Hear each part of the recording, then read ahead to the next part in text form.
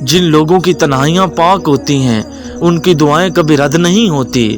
کیوں بھول جاتے ہو کہ تم جس سے مانگ رہے ہو کائنات کے سارے معجزے اس کی عبادت کرتے ہیں۔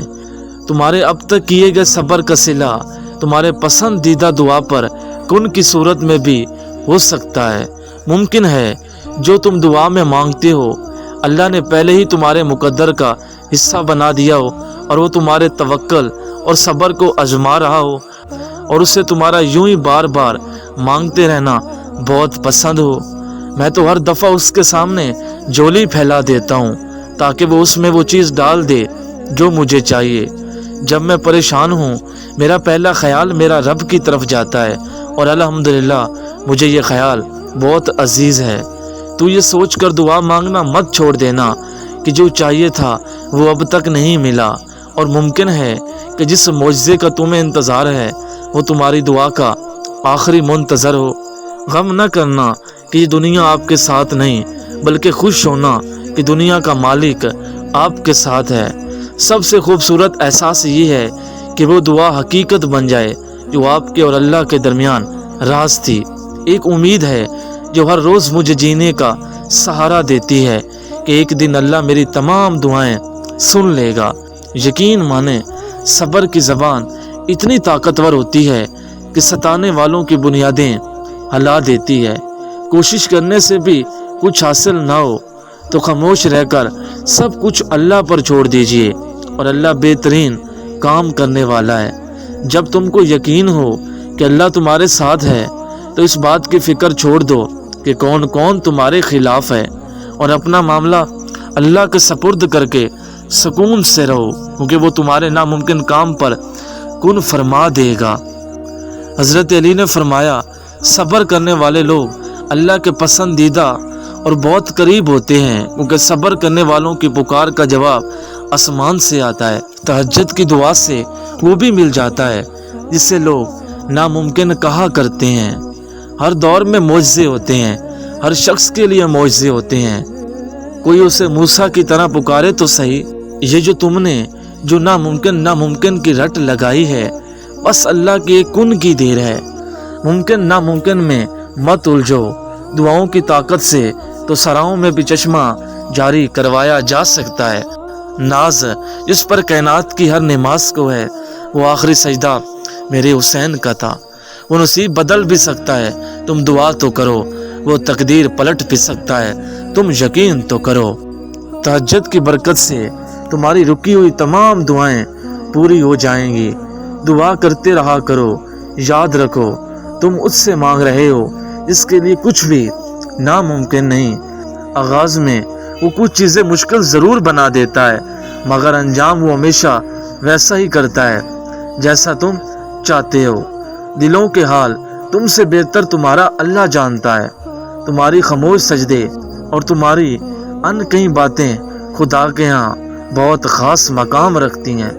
وہ فرماتا ہے ماں اپنے بچے کی سسکی بھی نہیں سہ پاتی، اور میں تو تم سے 70 ماؤں سے بڑھ کر محبت کرنے والا ہوں۔ دعا میری امید ہے جو مجھے سہارا دیتی ہے کہ ایک دن اللہ میری ساری دعائیں قبول کر لے گا۔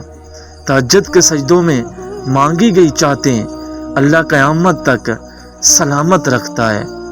تم نہیں جانتے کہ تم دعا مانگتے مانگتے قبولیت کے کتنے قریب آ گئے ہو، اور تمہارے اور معجزوں کے درمیان کتنا کم فاصلہ رہ گیا ہے۔ اے عزت دینے والے رب، ہمیں ان لوگوں کے شر سے بچا جو ہماری اچھائیاں تو چھپا لیں لیکن ہماری برائیاں پھیلا دیں۔ سب سے خوبصورت احساس یہ ہے کہ وہ دعا حقیقت بن جائے جو آپ کے اور اللہ کے درمیان راز تھی۔ اللہ تمہارے ساتھ ہے اور وہ ہمیشہ سے تمہارے ساتھ رہے گا۔ وسیلے وہاں سے نہیں بن سکتے جہاں سے تم نے سوچ رکھا ہے، تو یقین رکھو وسیلے اب وہاں سے بنیں گے جہاں سے تم کبھی تصور بھی نہیں کر سکتے تھے۔ ہو سکتا ہے اللہ نے تمہارے لیے بھی معجزوں کی کہانی لکھی ہو۔ اللہ کی ذات آپ کی ناممکن دعاؤں سے بہت بڑی ہے۔ اللہ پاک تو آپ کی ناممکن دعاؤں کو بھی ممکن کرنے پر قادر ہے۔ 7 آسمانوں کے پار سفر کرتی ہے۔ تہجد کی دعائیں کبھی مایوس نہیں کرتی، اس کے کن کا جب وقت آتا ہے تو وہ معجزے ہونے لگتے ہیں جو تم کبھی سوچ کر رد کر دیا کرتے تھے۔ ایسا ناممکن ہے۔ جن دعاؤں کی سفارش نم آنکھوں سے کریں، اللہ ان پر قبولیت کی مہر لگا دیتا ہے۔ اللہ تعالیٰ بدل دیتا ہے حالات۔ کوئی بھی آزمائش ہمیشہ کے لیے نہیں رہتی۔ جب کن سے فیکون کی لڑائی ملتی ہے نا، پھر لمحوں میں تقدیر بدل جایا کرتی ہے۔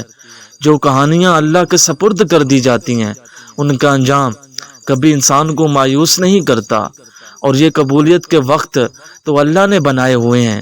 تمہارے دعا کرنے کے لیے اس میں کثرت سے اپنی من چاہی چیز مانگا کرو۔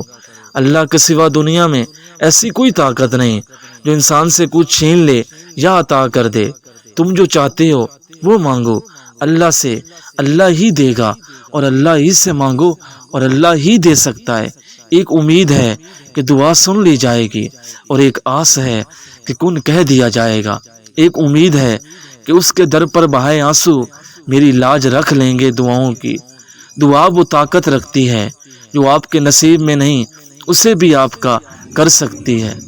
اور اگر آپ کو لگے کوئی چیز تقدیر میں نہیں بھی لکھی تو پھر بھی دعا کر لینی چاہیے۔ جب تمہاری زندگی کا فیصلہ کرنے والا اللہ ہے تو تم سکون میں رہو، وہ تمہیں مایوس نہیں کرے گا۔ کبھی تہجد تک آنا، شاید وہ تمہارا انتظار کرتا ہو۔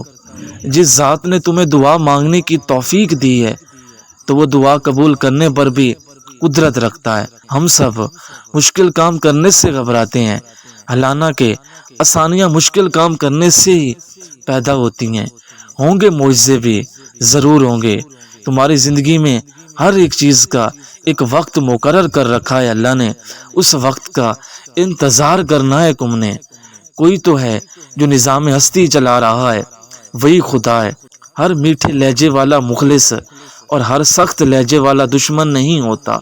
شروع میں تو تھی دریائے نیل سے بھی گہری، انجام کو پہنچی تو سرا ہوئی محبت۔ جن لوگوں کے خیال اچھے ہوتے ہیں وہ کبھی بھی تنہا نہیں رہتے۔